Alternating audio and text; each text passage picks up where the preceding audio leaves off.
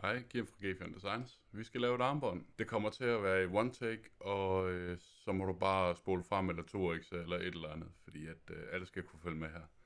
Det her er det DIY-kittet, og når du åbner det, så finder du en pose med 3 spikes, en nål og en stålplade i. Du finder også, lad os lige få det ud, så det glammer. Du finder også en selve jiggen. Så finder du 4 meter snor, paracord. Du finder et stykke, eller en kombineret. Du finder også et regimentsbælte i dit regiments farver. Så du kan se her, så er det her ikke nogen regimenters farver. Det er simpelthen for, at der ikke er nogen, der skal føle sig forfordelt. Du finder også et stykke snor, der er samme farve som den her, som er cirka samme længde som regimentsbæltet. I tilfælde af, at du ikke vil have det super flashy, og heller bare vil have det hele af MTS. Du tager 2 spikes, sætter i de 2 huller her. Tager du en spike, for der skal du så vide målene cirka på det håndled, du vil lave et armbånd til. Børnestørrelse det er op til, fra 15 op til 16 cm. Small medium det er 16 til 18 cm. One size det er 18 til 19 cm ish. Det er sådan en mellemting. Og large extra large det er 19 til 21 cm. Og XXL det er 22 til 25 cm. Jeg ved, at jeg passer one size med mine håndled. Så jeg laver det her til mig selv, derfor bliver det one size.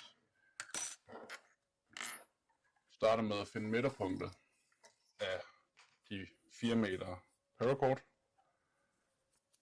Sørg lige for at vikle det ud, så der ikke er nogen knuder og ikke er nogen som helst twistninger i det.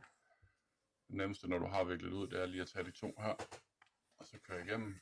Så har du en ende her. Den ende sætter du på den ene spike her. 2 snore skal igennem de 2 spikes, der er her. Så tager du den højre og kører rundt om den højre spike. Og den venstre skal køres rundt om den venstre spike. Jeg starter altid med at tage den højre og køre under de 2 snore, der er her. Jeg zoomer lige lidt ind en gang. Det må være der omkring. Den her højre snor kører jeg under de 2 snore, der går op her.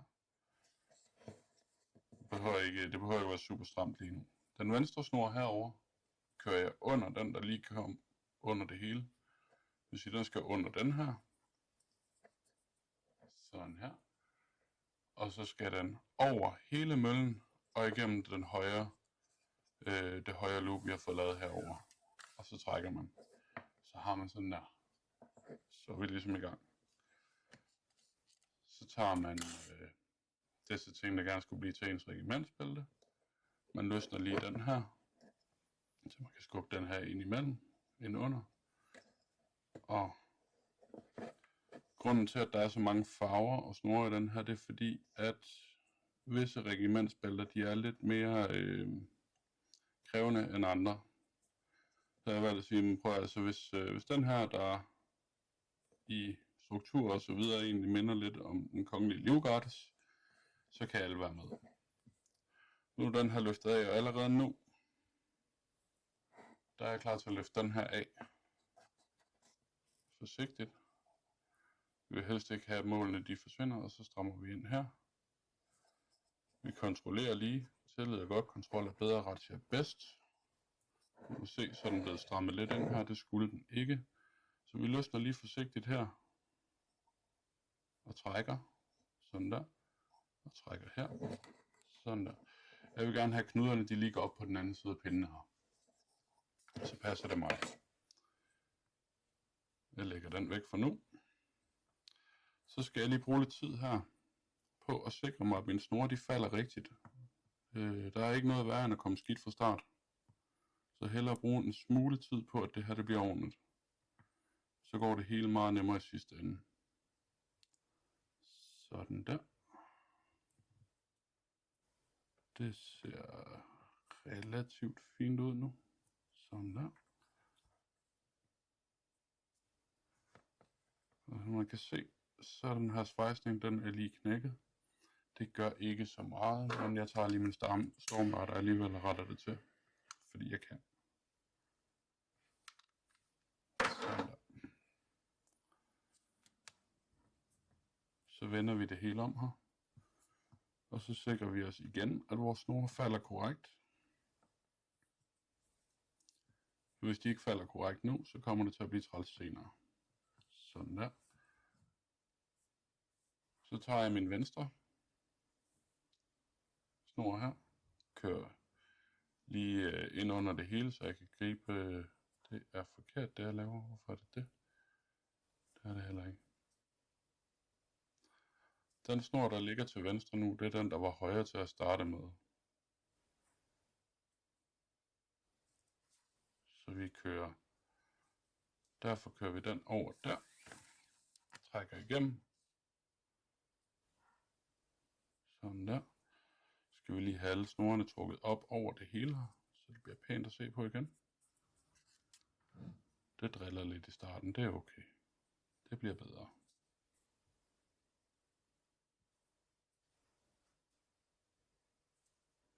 Man kommer rigtig langt med lidt vilje og en skalle. Sådan der. Så tager vi den der er til højre her nu.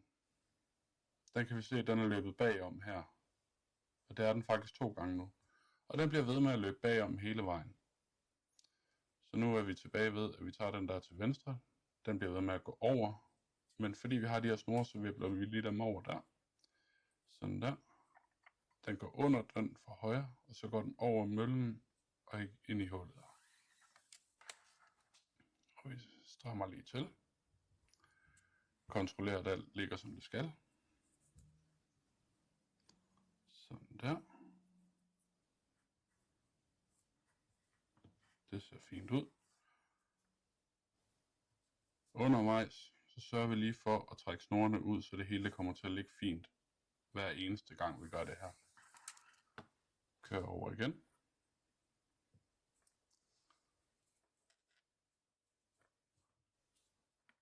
Og vi sørger igen lige for at trække det hele op, så det bliver pænt. Sådan der. Der.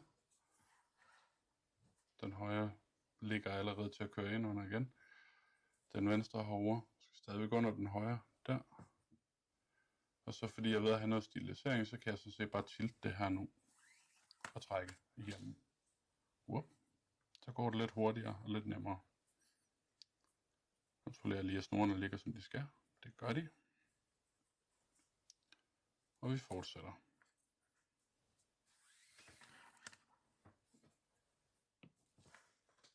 Og vi husker at stramme lidt til undervejs.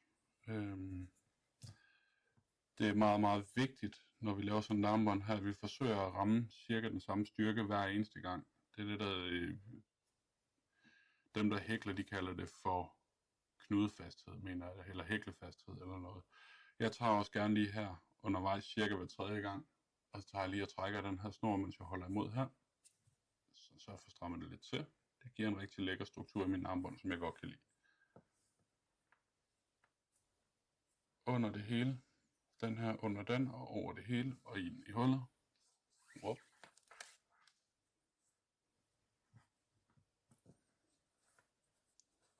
Lige en kontrol. Det ser fint ud. Man kan også lige stramme lidt ned her, hvis man synes, at det begynder at ligne Kong Volmers et eller andet. Under det hele der, over der. Det er forkert. Hvorfor er det ikke forkert? Det er rigtigt. Der.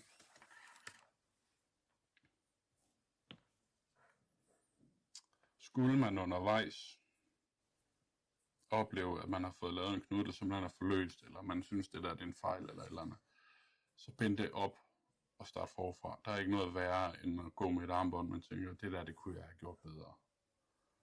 Det er simpelthen det værste. Det er den værste følelse i verden. Så hellere binde det hele op og starte forfra.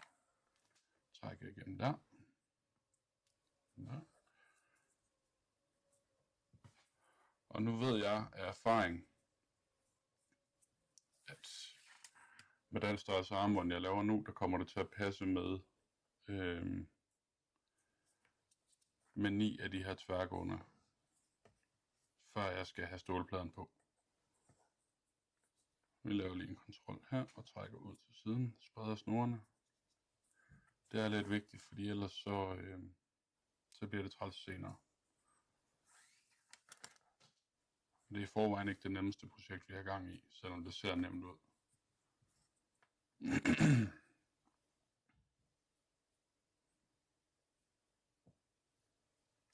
Det med at lave paracord-armbånd, det er sådan en ting, hvor at hvis det ser nemt ud, super. Det betyder, at det er svært. Det er nemt at lave et armbånd, det er svært at få det til at se pænt ud.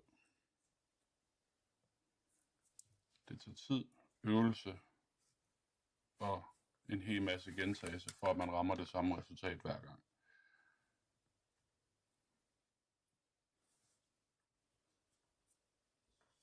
Og vi tager lige og strammer op igen her. Sådan der.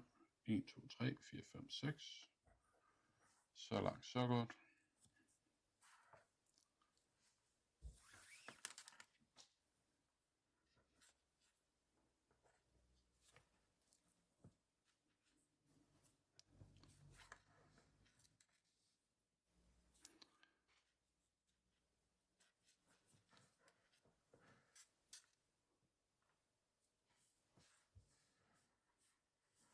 Nå, men mens vi sidder og binder her, så kan jeg jo fortælle lidt om mig selv, og hvordan og hvorledes firmaet egentlig er opstået.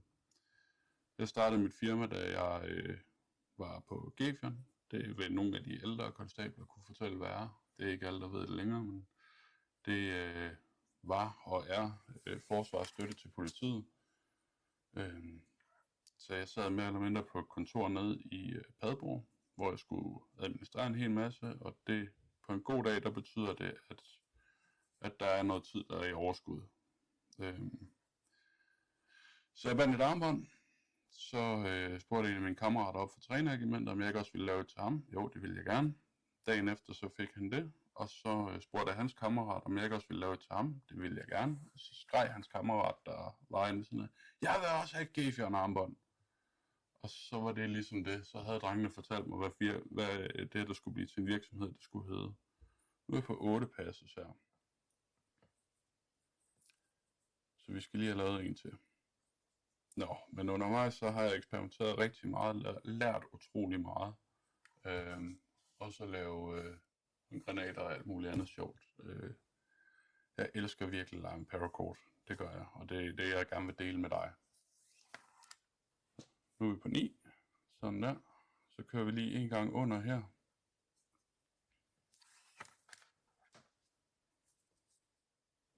Sådan der. Og som du kan se, så blev den blå lige fanget hernede under nu.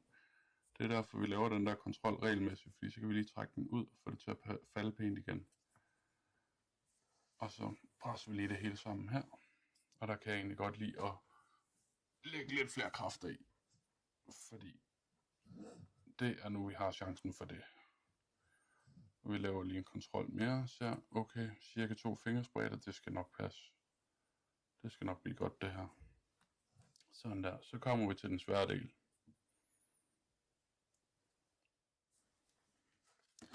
Jeg kan se, at min guldsnor herovre på højre side, den er ved at falde lidt ned. Så jeg tager min nål her. Og lige løfter den op. Specielt herinde, hvor den for alvor falder lidt ned. For igen, det er nu, jeg kan lave rettelserne. Det kan jeg ikke lige om lidt. Der. Sådan der. Okay. Så tager jeg den her. Jeg tager min stålplade. Hullet her, det er noget mindre end det her. Men hvis man lige gør sådan her, og kører den sideværts ind igennem, oppefra og ned. Sådan der. Og den knækkede igen, svejsning, og det er fint nok. Det er okay. Det retter vi lige om lidt med stormlighteren. Den skal vi alligevel have i nærheden til senere. Så kører vi den her ned, og vi skal have det hele til at falde pænt igen her. Det er lidt en udfordring. Der er ikke nogen, der har sagt, at det skal være nemt. Men det er den her detaljesans, der gør det hele så smukt. Og det falder ikke særlig pænt endnu. Så vi kører den lige lidt tilbage her. Så presser vi lige snorene ud, så de falder pænt her. Det gør de nu. må vi tage den her, og så kører den langsomt ind og holde fast med den ene hånd. Sådan der.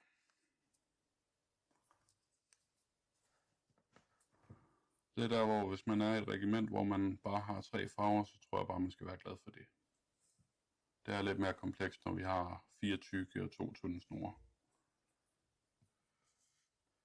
Nå, vi skal have rettet den der igen, så vi trækker lige ud den her snor. Og en fordel lige at køre fingrene lidt frem og tilbage, sådan, for at få det hele presset sammen. Så vi ved, det er cirka lige langt og så videre.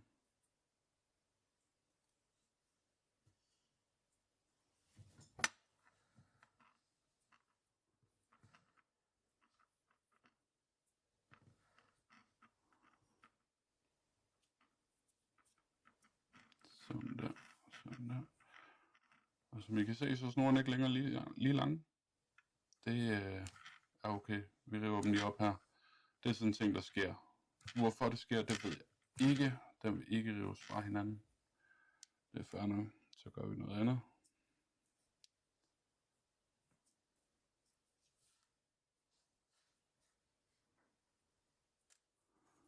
Det, der bare er vigtigt, det er, at vi ikke har snorene, der ligger og krydser hinanden frem og tilbage her. Hvis vi har det, så skal vi lige så godt starte forfra.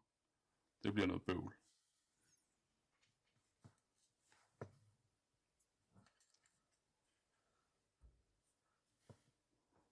Og det er også grunden til, at den her video, det er one take. Det er fordi, så kan du se, at det her det også sker for selv nogle af dem, der har lidt erfaring med det her. Sådan der. Får fra hinanden, fortsætter med at holde dem stramt her. Så vi ved, at de er lige lange. Så weiter. Jeg tager lige en saks og klipper den her op, fordi ellers bliver det besværligt lige om lidt. Fortsætter med at presse dem ud. Sådan der.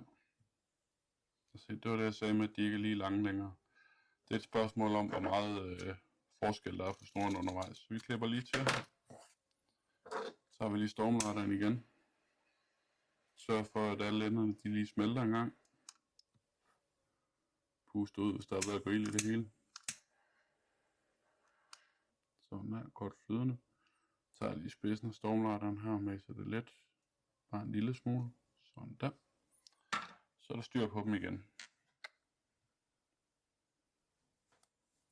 Yes. Nå, tilbage på sporet. Det var her, vi var nået til. Vi skal lige have spredt dem ud igen her. Sådan der. Og så skal vi have fortsat, som vi gjorde. Så vi kører fra højre side og ind over, fordi det er den, vi er nået til. Der. Og så er det bliver rigtig spændende nu, fordi på grund af det her hul, så vil det gerne klumpes sammen, og det skal det ikke have lov til, så vi skal lige tvinge det lidt her. Lige tvinge dem ud i at følge det mønster, de skal. Sådan der, sådan der. Kører vi ind under det hele. Sådan der. Strammer til. Og fortsætter i det mønster, vi har gang i.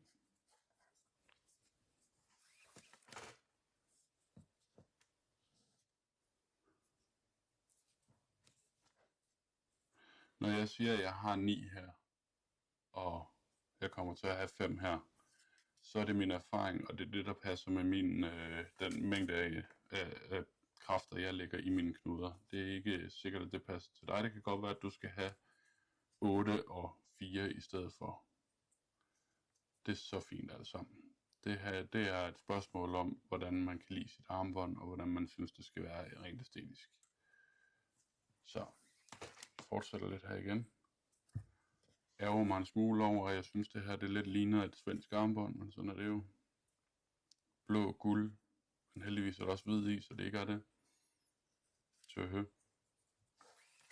er fuldstændig ligegyldigt. Så stadigvæk for, at vores snore ligger pænt. Snore lige.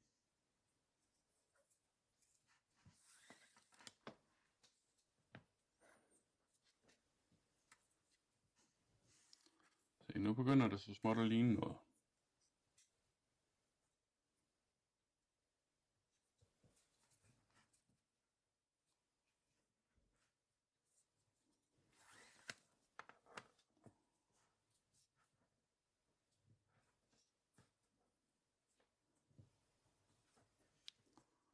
Sådan der.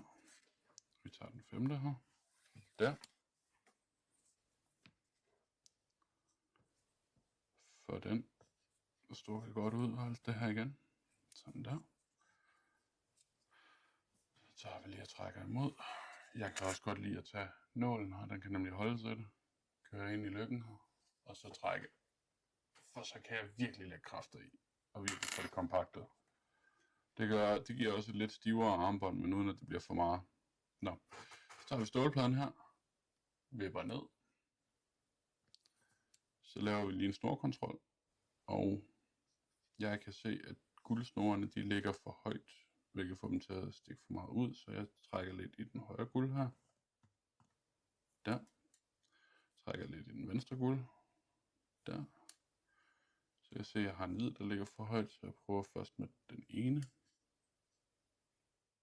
Og den anden, sådan der. Så begynder det egentlig at ligge, som jeg gerne vil have det. Sådan der. Gør vi ligesom før. Med og som vi kan se, så er det allerede galt igen her med retningen på dem. Nu trækker jeg dem lige igennem, så det har jeg gjort. Så må jeg rette det til senere. Sådan der.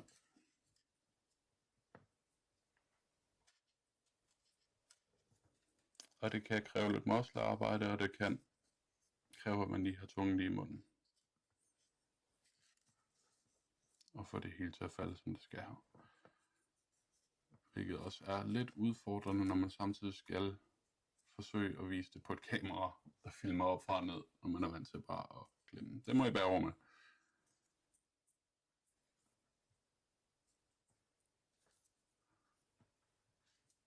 Jeg følte ikke lige for at tage hjelm med hjelmkamera på.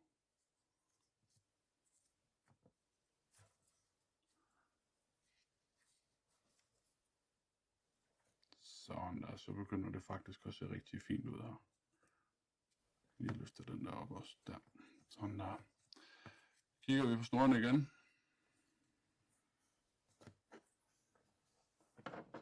Klipper en gang til. Smelter det hele en gang til. Det er næsten sidste gang, vi skal klippe og smelte. Og lige en gang mere. Sådan der. Pas lidt på fingrene, når jeg gør det her.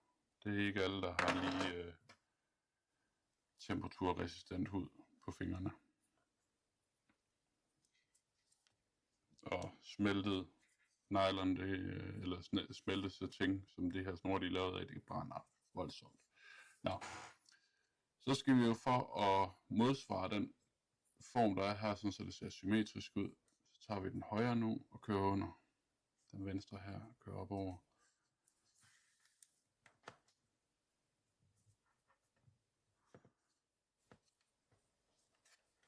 Så giver det nemlig, og det er ikke så vigtigt med et vertikalt mærke, som for eksempel min logoen her, eller lad os sige Dars Kanon, eller de fleste andre, men hvis man har et JDR-mærke, hvor jeg ser den der, så er den lidt anderledes i udformning, og hvis man så applicerer den sådan her, så vil det se meget bedre ud, at man har den symmetri.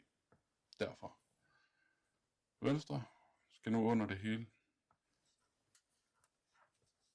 Jeg skal lige have styr på alle snorene her igen.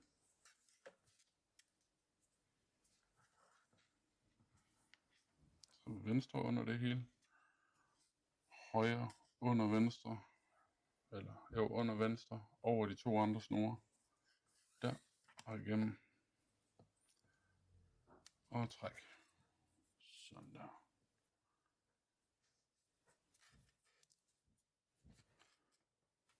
Så skal vi have lavet de der justeringer, vi også lavede før med de andre snore. Og jeg kan se her, at den guldfarve, den er kommet helt ud over den blå, og det skal den ikke. Vi tager nålen igen her. Ind, får fat i den blå og trækker den ud til siden. Det er noget mossleværk. Sådan der. Så trækker vi i den guldsnor, der var problemet. Det var den der. For at få det, lige at få det rettet til. Sådan der. Sådan der. Og en hvid. Og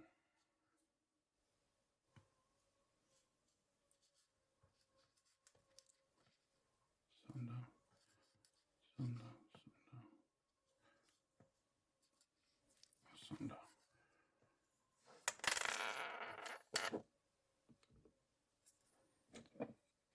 Forfærdeligt. Jeg fik lavet der. Sådan der.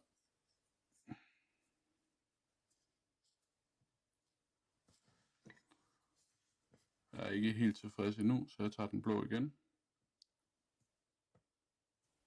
Løfter op fra det hele. Forsøger at holde imod på de andre snore og trækker den blå mod mig selv her, så jeg får løftet den ud. Sådan.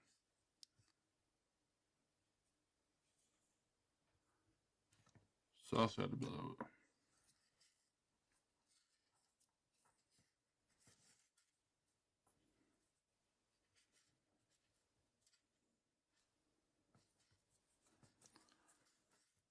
Og den her, den der er til venstre nu, det var den, der kørte over, så den skal fortsætte med at køre over. Hvis ikke vi gør det, så begynder det hele at opføre sig lidt som proptrækker eller sådan. Det bliver et noget mærkeligt armbånd, hvis ikke vi holder det mønster, vi laver. Retter lidt til. Sådan der. Og fortsætter.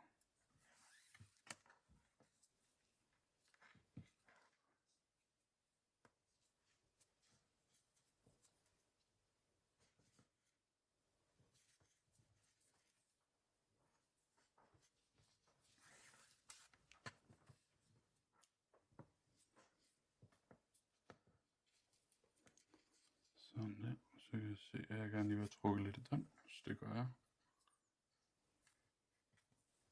Der. Der.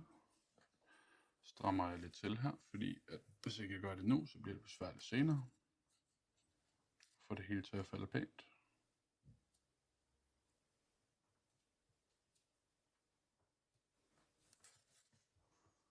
Og hvis man får strammet lidt for meget i de her satingsnore, så det man gør, det er, at man tager fat her, holder, og så drejer man i det hele en gang her. Så man får strukket lidt ud, og presser det tilbage. Og så er der blevet fanget ny satin ind igen. Og så kan man lige starte forfra med det. Sådan. Der. Sådan der. Vi skal videre.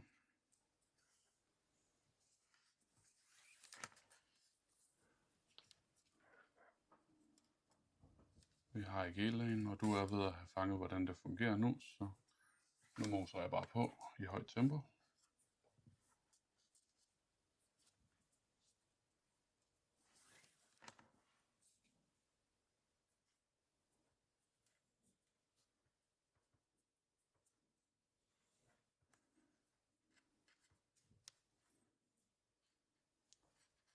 Siger han og laver en epic fail med det samme. Nå, ja. Der. Der.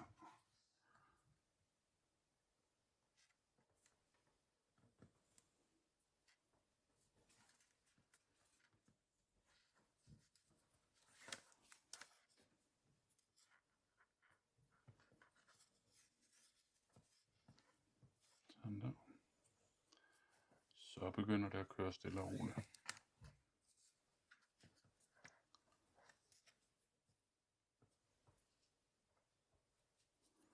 Sørg hele tiden for at holde øje med vores satingsnor, der skal give et regimentsbælte. Det er så vigtigt, at det ligger pænt. Når jeg kommer til at så drejer det her så lidt om regimentiel stolthed, som jeg kalder det. Det er ingen skade til at være stolt af, hvilket regiment man kommer fra. Og det er uanset om man kommer fra, ja, jeg tror jeg har hørt nedsættende kælenavn om de fleste regimenter, så jeg tror bare jeg vælger at lade helt være med at sige noget som helst. Det skal der være plads til. Sådan der. Det er så fint. Vi mener alle sammen, at vi kommer fra det bedste sted. Og det gør vi også. Vi kommer alle sammen fra Danmark.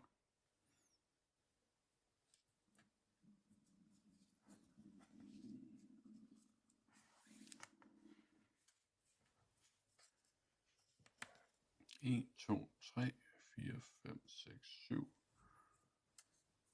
Så er vi snart i mål. 8.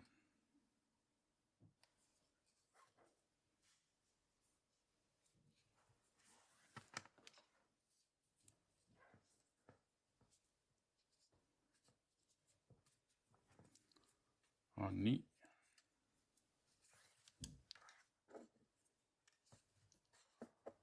Nu vi tæller lige efter en ekstra gang. 1, 2, 3, 4, 5, 6, 7, 8, 9. Hey, han kan sørme tælle.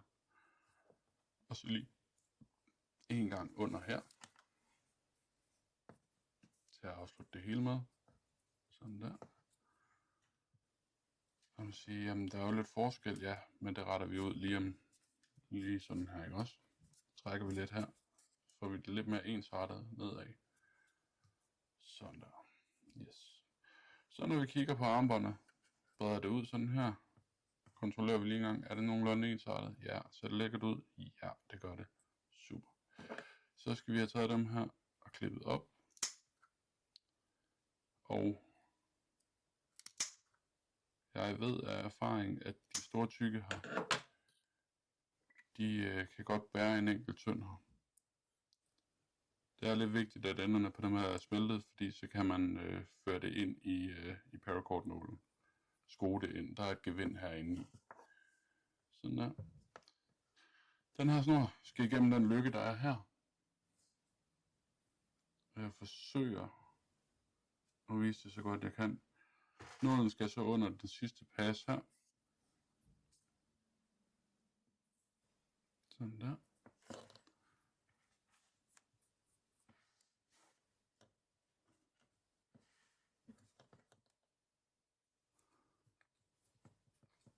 Jeg kører dem simpelthen bare igennem en gang her. Det giver det bedste resultat.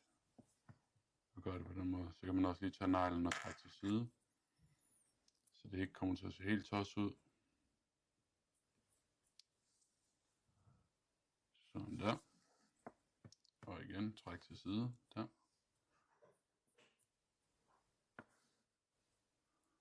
Og så skal vi bare lige have den sidste i. Der. Og hvis den her ikke vil passe ned i, jamen så tager man stormlighteren og tilvirker det en lille smule. Det er plastik, det er formbart og det er taknemmeligt. Neglen på de andre snore, træk til side, træk ned. Der, der. Så langt, så godt. Så tager man sine snore her og trækker ud. Sådan der, det strammer til. Trækker man lige ned i det hele en gang til her. Sådan således at det her det kommer til at se lidt bedre ud. Der. Det er nu den ved at forsvinde i det hvide. Der. Og der. Og der. Således. Godt. Så skal vi have ført de her snore igennem. Og det passer så også med, at man kan skrue dem fast. De skal igennem lykken samme vej op fra og ned. Sådan der. Skrue den af.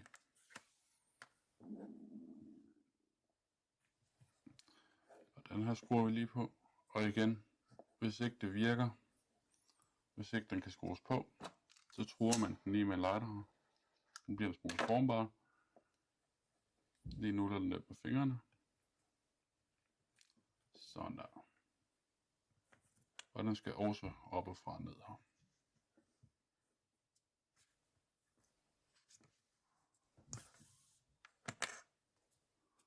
Der er det vigtigt, at vi lige koncentrerer os lidt og skruer lidt på det, så det her det ser forkert ud.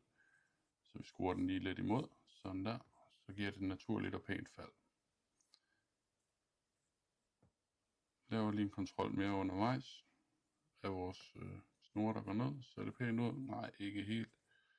Kan vi gøre det bedre? Ja, det kan vi. Sådan der. Godt, så skal vi om på bagsiden her. Og der tager vi vores saks. Klipper enderne, så fremt vi er tilfredse med armbåndet, eller så binder vi det op og starter forfra. Eller i hvert fald spoler så langt tilbage, som vi har brug for.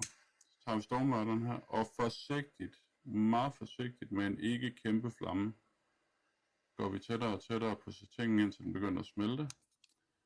Maser det ned med et stykke metal, sådan der. Så ser det pænt ud, og bliver ikke nogen steder. Tager vi den ende, der er en nål på, så skal vi have op i den anden ende. Og de to lykker, som vi da vi startede med havde her og der, rundt om de spikes, de kommer nu til, og der skal vi have nålen i nedefra og op. Og det kan godt kræve lidt vrikkearbejde, men det bliver godt. Som du kan se, så er der en lykke på her nu. Hvis jeg lige drejer lidt på snoren, så forsvinder den. Og der. Nålen på den anden. Der. Og nedefra og op. Sådan der. Sørg for at passe på min sætningssnor undervejs. Maser den godt igennem. Tager nålen af, den er vi færdige med nu. Trækker i snoren. Det ser fint ud. Sådan der. Så skal vi lige have vores hånd igennem her. Og jeg har sådan en følelse af, at hvis jeg gør sådan her, og lige presser tommelfingrene en smule op, så ved jeg, at jeg kan få den hen over min hånd, når jeg tager armbåndet på og af. Så det er her for mit vedkommende. Holder den ned, således at de to snore, løssnore mod mig. Sørg for, at det lige ser nogenlunde ens ud, og det er fint og ensartet. Så tager jeg den højre snor, krydser over den venstre, under, sådan der, og over til højre igen. Så nu har jeg lavet en lykke rundt om den venstre. Tager den venstre snor her, går bagud, krydser den højre snor og krydser der, går ned igennem den cirkel, jeg har lavet der, det hul, jeg har lavet der. Og så guider jeg dem stille og roligt ind her med mine fingre. Det er nemlig en 2-i-1 knude, det her. Den ser super fin ud på begge sider. Det er også det, der hedder et snake knot. Sådan der. Så kan jeg lige stramme til. Kan jeg lige tage min negle her og holde imod og trække. Og trække. Trække. Sådan der. Så gør jeg det samme en gang til. Højre over og rundt om. Over til sig selv. Venstre. Går bagom det hele. Og over det hele. Og igennem. Sådan der. Og sådan der. Og guider dem ind. Sådan der. Og sådan der. Sådan der. Og sådan der. Så er jeg egentlig godt tilfreds med mine knuder. Så jeg klipper og klipper. Gemmer resterne til senere. Tager min stormlighter. Og igen stille og roligt, så jeg ikke brænder det hele fuldstændig til ukendelighed.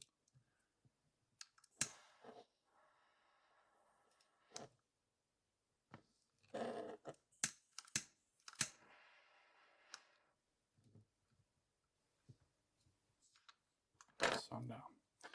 Så har jeg lavet et stykke armbånd i størrelse one size. Og en nifty lille trick her. Hvis man lige retter lidt til, så kan man tage den her stump her og transportsikre ved først og køre den under sig selv her og igennem det loop, der er lavet der og trække. Så bliver den både kortet lidt ned, og den går ikke op. Sådan der.